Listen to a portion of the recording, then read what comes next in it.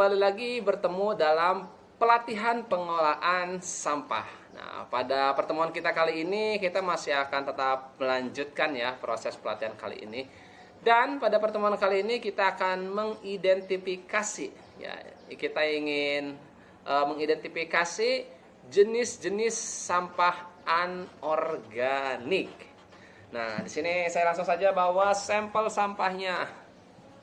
Nah, ini dia sampel sampahnya ya, sobat lingkungan. Oh iya, sebelumnya bagaimana keadaannya sobat lingkungan? Semoga selalu diberikan kesehatan ya dimanapun berada. Tentunya rezeki yang lancar dan semangat lah untuk mengikuti pelatihan ini ya. Nah, sobat lingkungan, di sini ada sampel dari sampah organik, anorganik ya, sampah anorganik. Nah, di sini ada sampelnya. Nah, ini kemudian ini juga berbagai jenis sampah-sampah organik, anorganik. Sebenarnya sampah anorganik itu banyak ya. Ada yang dari dari logam, plastik, kemudian kertas, dan kaca juga ada. Nah, sobat lingkungan, di sini saya ambil sampel satu. Nah, ini ada sampah anorganik. Nah, sobat lingkungan, sampah anorganik ini di sini juga sudah ada tandanya ya. Ini recycle gitu. Ada tanda recycle-nya. Artinya untuk sampah ini termasuk ke dalam sampah anorganik. Jenisnya jenis plastik. Nah, tapi di sini kalau kita ambil lagi ada ini kemasannya. Nah, ini biasanya kalau kita daur ulang ini harus dicopot nih. Botol sisa dari minuman, ini sampah anorganik. Kemudian ada jenis ini juga sama, masih plastik-plastikan ya, tapi ini sudah hancur. Ini sampah anorganik. Nah, ini ada jenis plastik ya, plastik sampah anorganik. And next ada tisu. Ini ada label vinil, termasuk anorganik. Ini juga sisa-sisa dari botol kemasan ya, atau botol air mineral. Kemudian ini juga ada botol air mineral. Kemudian di sini ada plastik serta ada tisu dan karet. Nah, ini semua adalah sampah-sampah anorganik sobat lingkungan. Nah, untuk sampah-sampah anorganik ini biasanya yang dimanfaatkan adalah botol ya.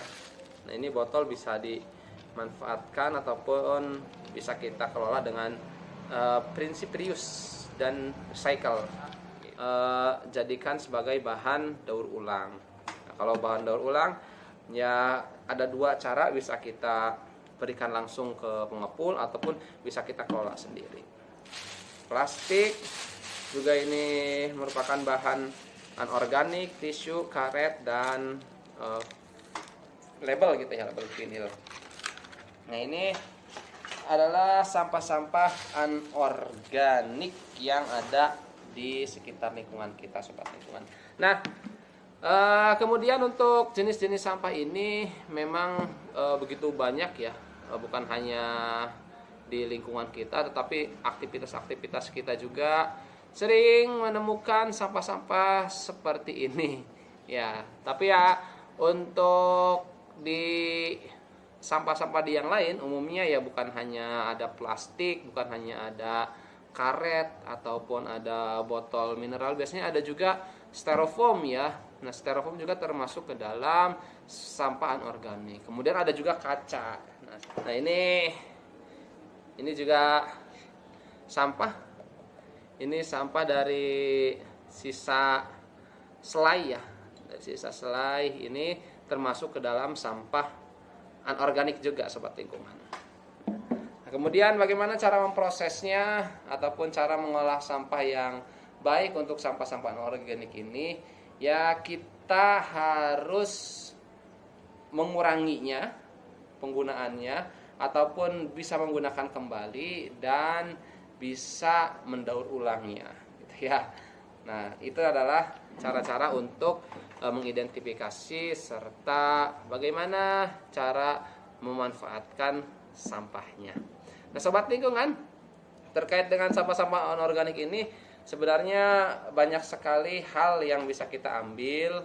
Ada sisi positif, ada sisi negatifnya. Sisi negatifnya kalau sampah ini tidak dikelola dengan baik maka akan menumpuk gitu ya, menumpuk di lingkungan, mencemari tanah terutama.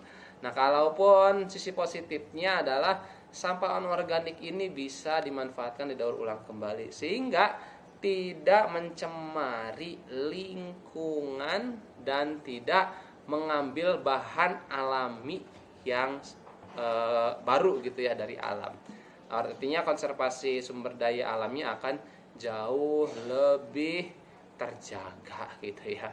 Ya, meskipun masyarakat masih banyak memilih untuk membuang secara langsung, tetapi kita dalam pelatihan ini harus memiliki mindset yang berubah ya, dimana sampah anorganik bisa dimanfaatkan untuk menjadi bahan baku daur ulang limbah selanjutnya. Nah, itu aja. Terima kasih sobat lingkungan, semoga bermanfaat dan sekali lagi tetap jaga lingkungan kita, bijak mengolah sampah karena dengan seperti itu kita akan terjaga alamnya. Semoga bermanfaat. Salam clean today, better tomorrow.